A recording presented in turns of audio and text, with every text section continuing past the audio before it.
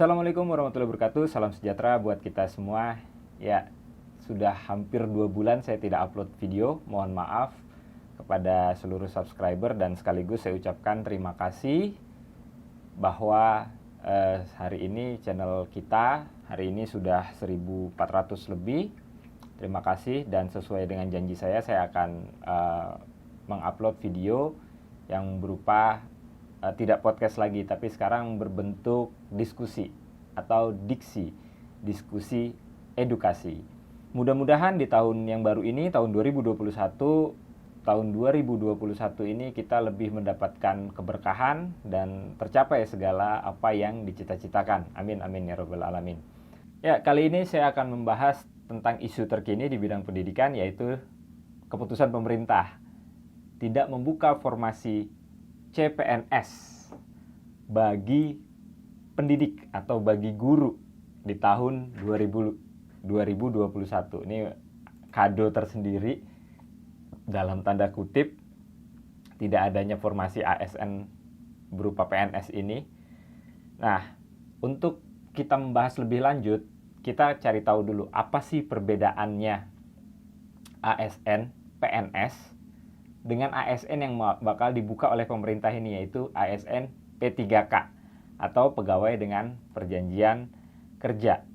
Nah, jika dilihat poin-poinnya di Undang-Undang ASN, ya, di Undang-Undang ASN nomor 5 tahun 2014, bahwa ASN itu sendiri terdiri dari dua. Ada dua. Yang pertama itu adalah PNS, pegawai negeri sipil, dan yang kedua itu adalah P3K atau pegawai biasa disebut pegawai dengan perjanjian kerja ya. Nah, lantas apa perbedaannya? Perbedaan yang paling utama pertama adalah tidak adanya pensiun atau tidak adanya jaminan hari tua bagi P3K. Tuh, dengan PNS bedanya di situ. Yang kedua, tidak adanya pangkat dan jabatan serta pengembangan karir atau pola karir, mau promosi maupun demosi ya, beda dengan PNS. Dan yang terakhir, tidak adanya mutasi. Jadi jika seorang guru ditetapkan di satu sekolah sebagai P3K, ya dia di sekolah itu.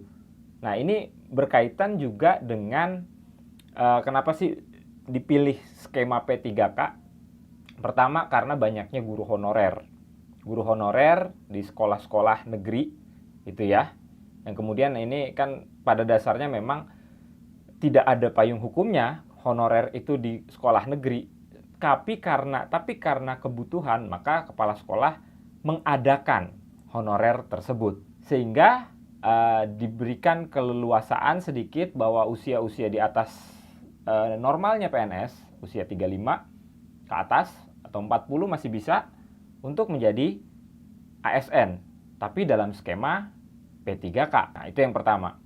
Yang berikutnya, kenapa sih yang dipilih P3K dibanding ASN PNS? Karena ada ditengarai bahwa guru-guru yang ada di sekolah, ketika dia jadi PNS, dia mengajukan mutasi. Nah, sehingga sekolah tersebut kehilangan lagi gurunya, gitu. Dengan skema P3K ini kan nggak ada mutasi kalau menurut undang-undang.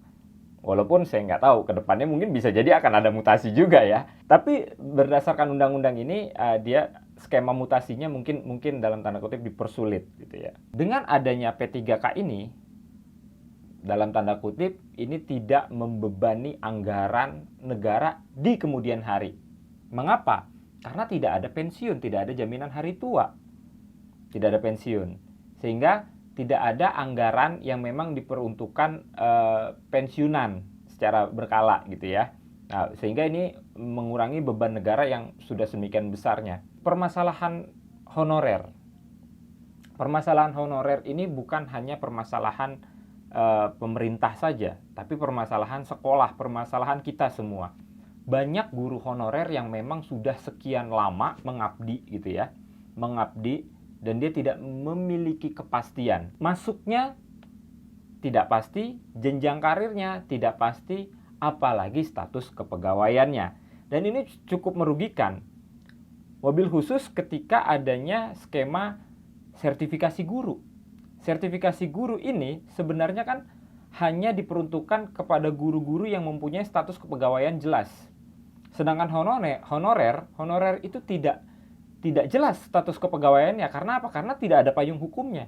Bahwa honorer itu diangkat oleh kepala sekolah tidak memiliki hak untuk mengangkat pegawai. Yang boleh mengangkat pegawai adalah minimum kepala daerah tingkat kabupaten, kota, selanjutnya provinsi, kemudian presiden beserta jajaran kementeriannya dan lembaga tentunya. Di satu sisi memang kita kebutuhan guru itu luar biasa, di satu sisi negara tidak mungkin menganggarkan sekian banyak untuk ASN PNS. Untuk perekrutannya pun luar biasa, memakan dana yang luar biasa.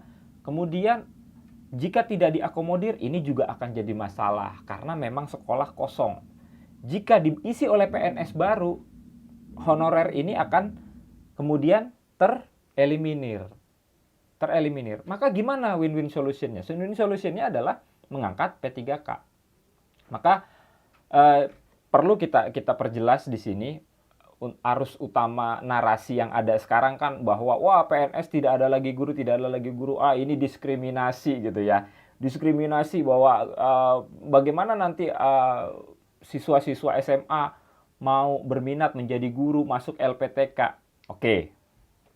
Sekarang kalau misalnya kata diskriminasi, saya juga banyak di grup berdiskusi kepada dosen-dosen, guru-guru maupun senior-senior. Dan ini bukan hanya terjadi di guru sebenarnya, di dosen juga begitu. Kita lihat, kalau diskriminasi justru terbanyak PNS itu adanya adalah guru dan dosen tentunya. Yang pertama paling banyak guru, sekian juta. Profesi lain tidak sebanyak guru. Artinya jika memang PNS-nya kemudian guru ditingkatkan lagi, justru malah ini makin mendiskriminasi profesi lain. Kebutuhannya memang banyak guru itu, kebutuhannya memang banyak.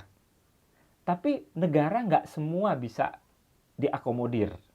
Maka butuh bantuan swasta.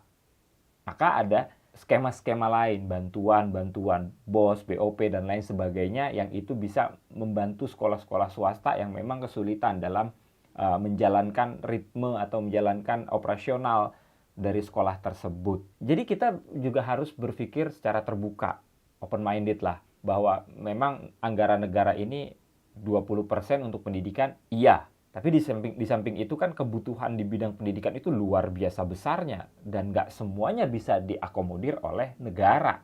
Dalam hal ini pemerintah. Nah, terbukti dengan banyaknya sekolah-sekolah swasta. Di samping itu, kita coba lihat lagi. Kita lebih fair lagi. Kalau misalnya semua diangkat PNS, beban negara tentu membengkak. Gitu ya. Maka ada skema P3K. Dan P3K ini tidak dikhususkan untuk usianya yang 35. Tidak dikhususkan. P3K ini skema yang memang independen, sama dengan PNS. Jadi siapapun bisa jadi ASN. Baik itu skema P3K maupun skema PNS. Perbedaannya tadi itu. Dan memang dilihat dari kebutuhan membuka P3K atau ASN PNS. Berikutnya kita bisa lihat dampak jangka pendek, jangka menengah, dan jangka panjangnya terhadap baik itu keuangan negara maupun terhadap jenjang karir dan kepangkatan bagaimana seorang guru. Kalau guru sudah menjadi honorer sekian lama kemudian diakui dan diangkat P3K, dia bisa mengajukan sergur. Begitu ya. Jadi ini sebenarnya hanya sedikit meluruskan narasi arus utama yang terjadi di masyarakat. Bahwa PNS itu ditutup, nggak bisa lagi guru. Kemudian mengurangi minat orang menjadi guru. Dan memang kalau kita mau jujur, di LPTK, di prodi-prodi kependidikan itu sudah mulai jenuh. Toh yang ingin masuk menjadi guru ke LPTK itu nggak banyak. Terbukti bahwa banyak lulusan-lulusan LPTK bergelar SPD itu nggak pengen jadi guru. Kalaupun pengen jadi guru, dia pengennya hanya PNS dan sergurnya aja. Bukan profesinya, tapi uangnya, tapi duitnya. Nah, ini tentu nggak adil bagi siswa, bagi negara, dan tentunya bagi pembayar pajak. Siapa? Anda. membayar pajak di negeri ini. Karena ASN, baik PNS maupun P3K, anggarannya bersumber dari APBN. Dan itu adalah pajak Anda.